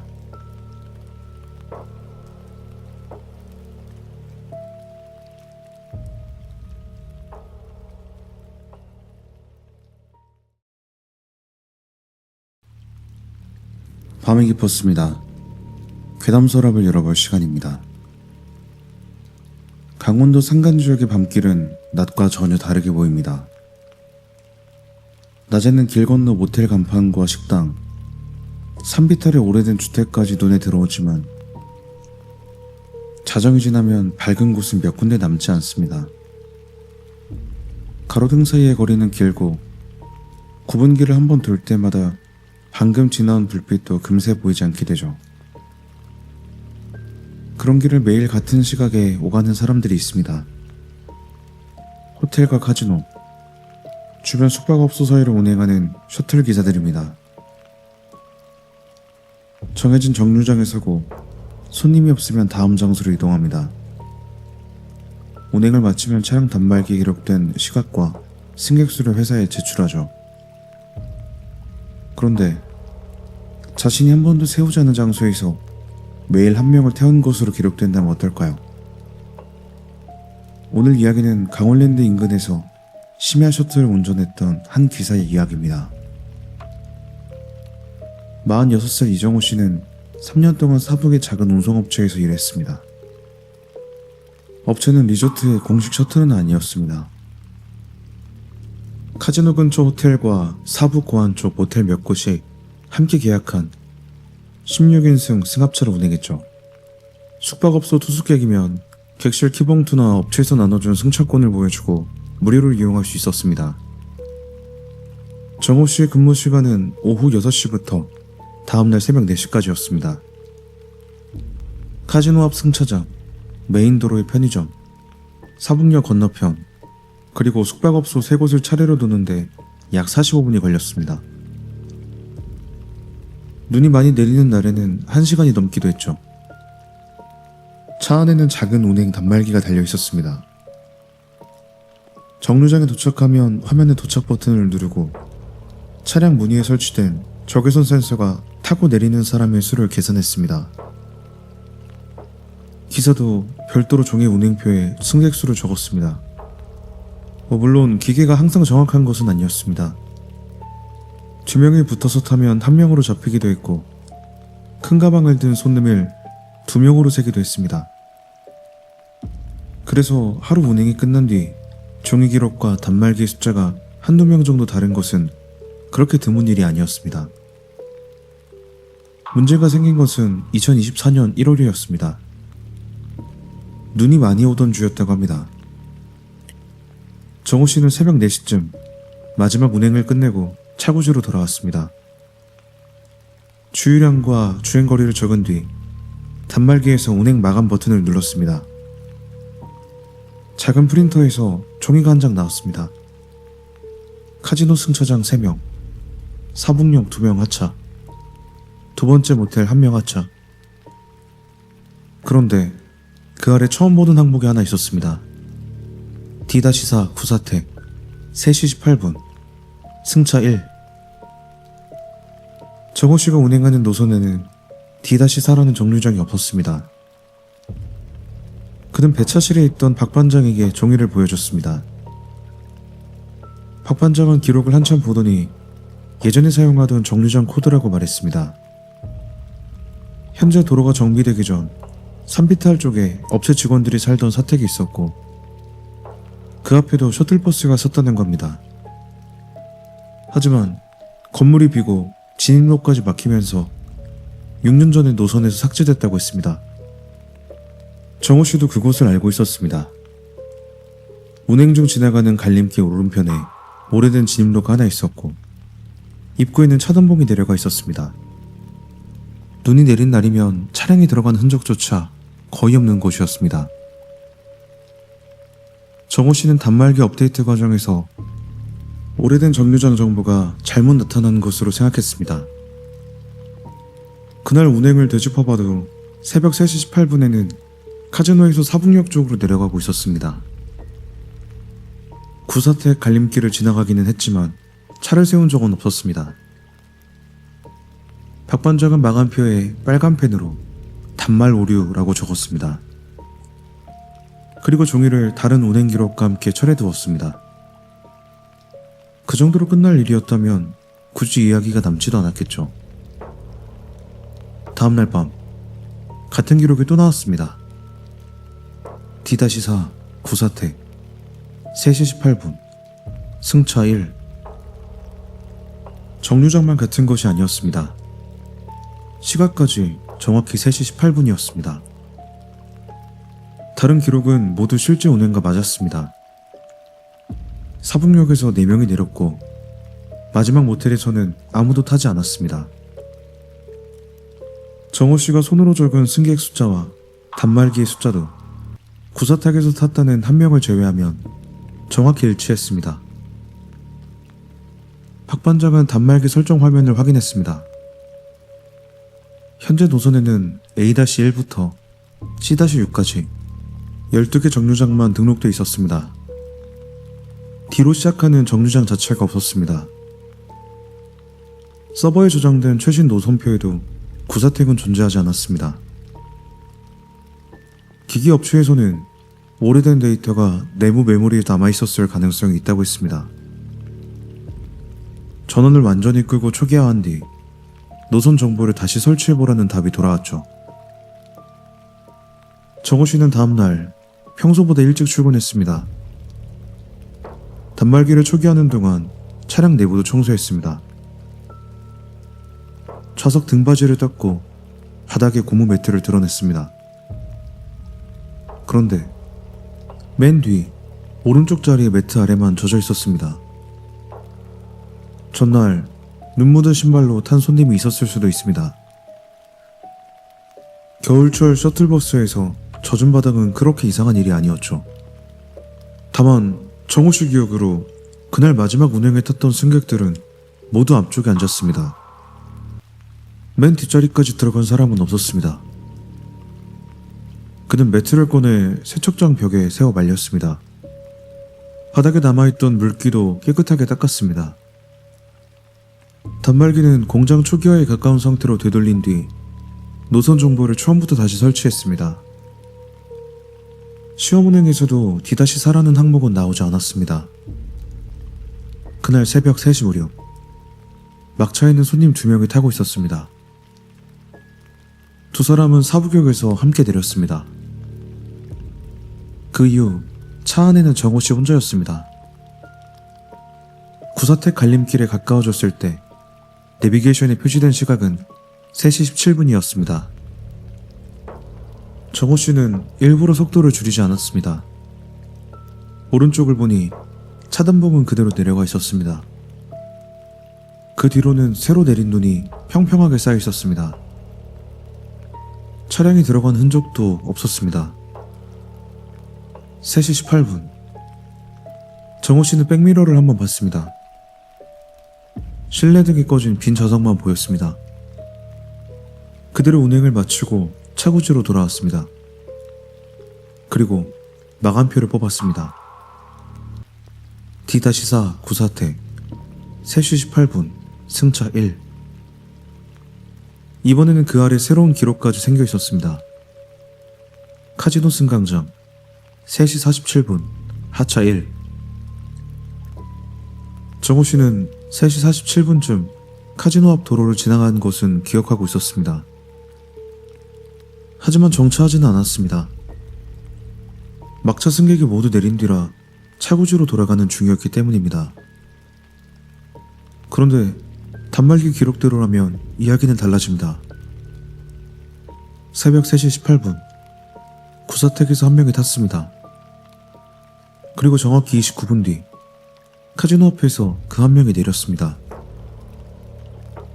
정호씨는 마감표를 박 반장 책상 위에 올려놓았습니다. 그리고 차량의 뒷문을 열었습니다. 전날 꺼내서 말려뒀던 맨 뒤 매트가 다시 젖어 있었습니다. 이번에는 단순히 물이 번진 모습이 아니었습니다. 오른쪽 좌석 아래에서 통로 쪽으로 신발 한 짝 정도 크기의 젖은 흔적이 2개 이어져 있었습니다. 눈이 녹은 물처럼 가장자리에는 희미하게 흰 가루도 남아있었습니다. 겨울철 도로에 뿌리는 염화칼슘처럼 보였다고 합니다. 정호 씨는 휴대전화로 바닥을 촬영했습니다. 그날부터 업체에서도 단순한 단말기 오류만으로 처리하기 어렵다고 판단했습니다. 다음날 정비기사가 차량을 확인했습니다. 문 위에 적외선 개수기는 정상적으로 작동했습니다. 빈 차에서 문을 여닫는 것만으로는 승객 숫자가 올라가지 않았습니다.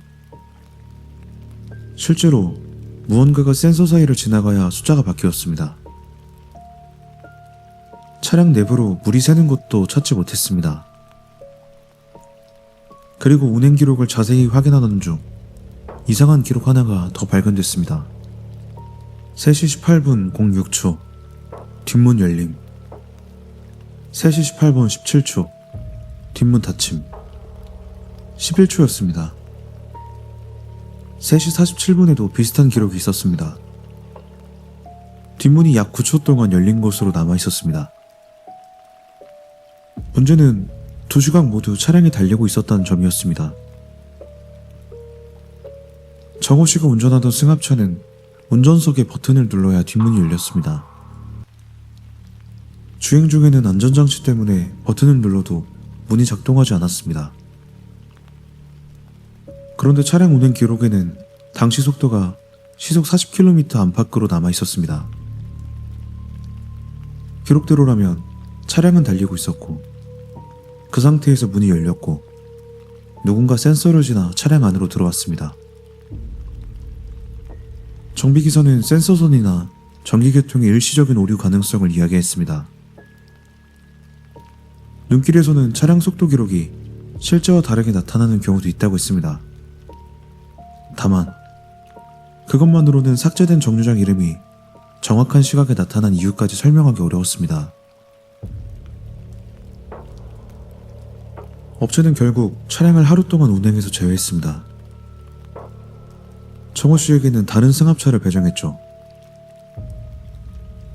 그날은 아무 일도 없었습니다. 다음날도 마찬가지였습니다. D-4라는 기록은 나타나지 않았습니다.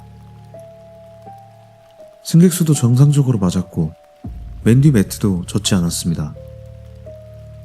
문제가 된 차량의 단말기와 일부 배선은 새 것으로 교체했습니다. 낮 시간 시험 운행에서도 문제가 발견되지 않았습니다. 결국 정호 씨는 다시 원래 차량을 운전하게 됐습니다. 그리고 이번에는 박반장의 조수석에 함께 탔습니다. 오류가 다시 나타났는지 직접 확인해보기 위해서였습니다. 막차에 탔던 승객 3명은 사북역과 숙박업소에서 모두 내렸습니다. 박반장은 빈 좌석을 직접 확인하고 승객 개수기의 숫자를 0으로 맞췄습니다. 두 사람은 구사택 갈림길 쪽으로 향했습니다. 그날은 눈도 오지 않았습니다. 도로가 말라 있었고 시야도 좋았습니다. 3시 17분 박반장은 휴대전화를 꺼내 단말기와 앞유리가 함께 보이도록 영상을 촬영하기 시작했습니다. 차량은 시속 43km 정도로 갈림길을 통과했습니다. 차단망은 내려가 있었죠. 차는 멈추지 않았습니다. 뒷문도 열리지 않았습니다. 실내등도 켜지지 않았습니다. 누군가 타는 모습도 없었습니다. 박반장은 카지노 앞을 지나 차고지에 도착할 때까지 촬영을 멈추지 않았습니다. 그리고 두 사람은 마감표가 출력되는 것을 함께 지켜봤습니다. D-4 구사택 3시 18분 승차 1, 카지노 승차장 3시 47분 하차 1. 이번에는 박반장도 단순히 기사 기억이 잘못된 것이라고 말할 수 없었습니다. 그는 바로 차량 단말기에 노트북을 연결해 원본 기록을 확인했습니다. 기록 속 GPS 좌표는 구사택 차단봉 안쪽을 가리키고 있었습니다. 실제 차량이 지나간 도로에서 약 70m 떨어진 장소였습니다.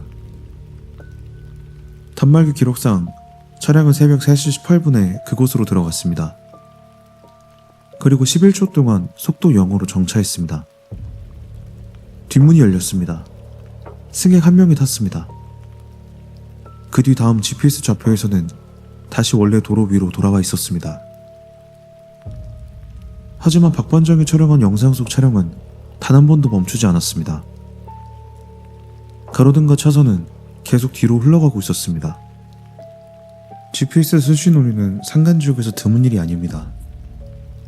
좌표가 순간적으로 엉뚱한 장소로 튀는 경우도 있습니다. 그런데 이번에는 GPS만 움직인 것이 아니었습니다. GPS가 구사택 안쪽을 가리킨 바로 그 11초 동안 문 제어 장치에는 뒷문 열림이, 승객 개수기에는 한 명 승차가 따로 기록되어 있었습니다. 새 장치는 같은 회사에서 만든 것도 아니었습니다.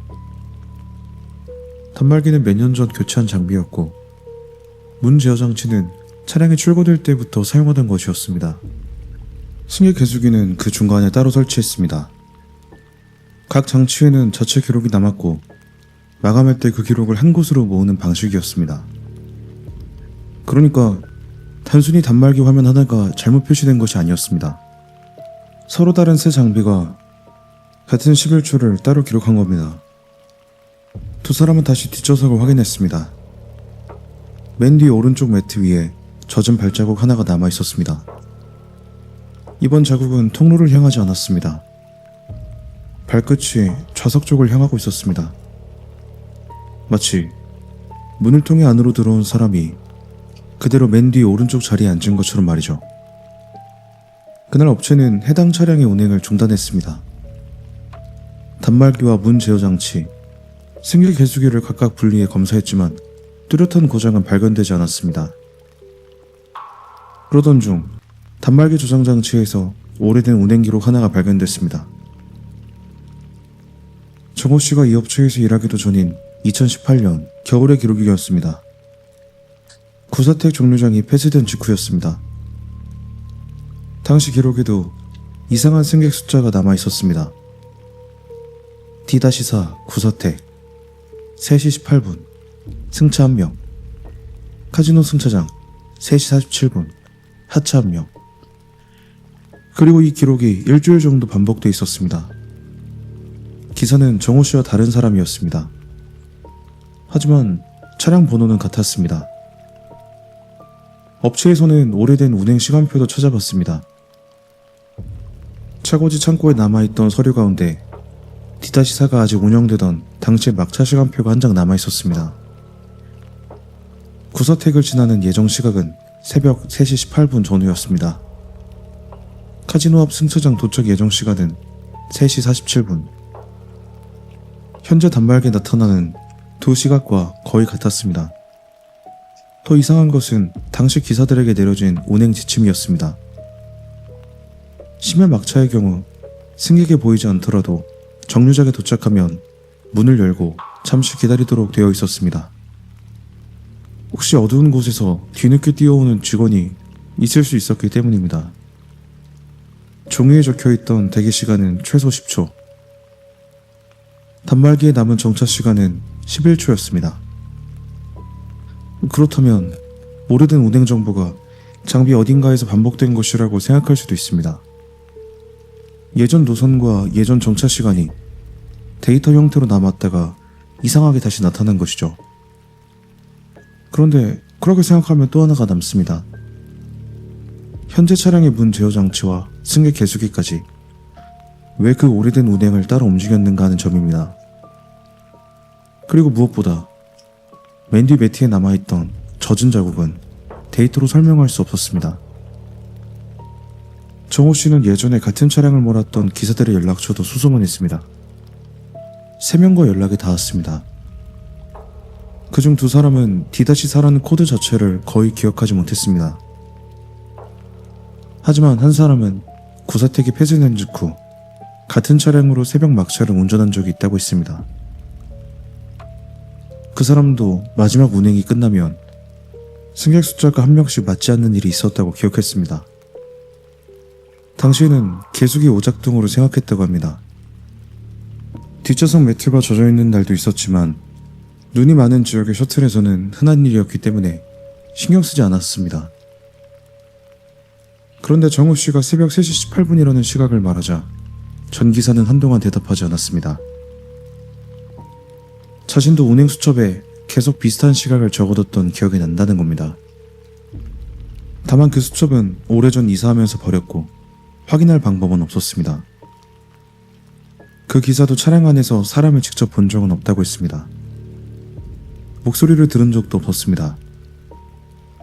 대신 비어있는 막차를 몰고 차고지에 돌아오면 가끔 이상한 것이 하나 있었다고 합니다. 맨 뒤 오른쪽 좌석, 그 자리에 안전벨트가 풀려 있었다는 겁니다. 정우 씨도 같은 자리를 확인해 보기로 했습니다. 운행을 시작하기 전에 오른쪽 맨 뒤 좌석에 안전벨트를 버클에 채웠습니다. 그리고 휴대전화로 사진까지 찍었습니다. 구사택을 지나간 뒤 다시 확인했더니 벨트는 풀려 있었습니다. 버클 불량일 수도 있었죠. 그래서 좌우 좌석의 부품을 서로 바꿨습니다. 하지만 다음번에는 오른쪽 자리로 옮겨 달아놓은 벨트가 다시 풀려 있었습니다. 박 반장은 이 내용까지 공식 보고서에 넣지는 않았습니다. 장비 기록과 달리 안전벨트는 사람이 실수로 건드렸을 가능성을 완전히 배제할 수 없었기 때문입니다. 확인할 수 없는 현상을 하나씩 덧붙이기 시작하면 오히려 이미 확보한 기록의 신뢰도까지 떨어질 수 있다고 판단한 것이죠. 업체에서는 차량을 더 운행하지 않기로 했습니다. 문제가 된 승합차는 결국 매각하기로 했습니다. 단말기와 개수기를 제거했고 좌석과 매트도 모두 교체했습니다. 차량은 다른 지역의 폐차업체로 넘겨졌습니다. 정우 씨는 새 차량으로 같은 노선을 계속 운행했습니다. 그 뒤로는 마감표에 D-4 구사택이라는 이름이 한 번도 나타나지 않았습니다. 문 열림 기록도 없었고 맨 뒤 매트가 젖는 일도 사라졌습니다. 업체는 오래된 차량 정비에서 여러 오류가 겹쳐 발생한 사례로 정리했습니다. 박 반장이 촬영한 영상과 장비 기록도 정비업체에 전달됐지만 정확한 원인을 특정할 수 없다는 답만 돌아왔습니다. 보고서 마지막에는 짧은 문장 하나가 적혔다고 합니다. 재현 조건 불명. 같은 길을 같은 시각에 달린다고 반드시 현상이 일어나는 것도 아니었고 나타난 날에는 왜 그런 기록이 생겼는지 설명할 수 없었다는 뜻이었습니다. 그렇게 사건은 끝난 것처럼 보였습니다. 차량도 없어졌고 정호 씨도 새 차량을 운전하고 있었습니다. 그리고 석 달 정도가 지났습니다. 어느 날 배차실 팩스기계에서 종이 한 장이 출력됐습니다. 발신 번호는 표시되지 않았습니다. 박 반장이 종이를 집어들었습니다. 예전에 차량에서 출력되던 운행 마감표와 같은 형식이었습니다.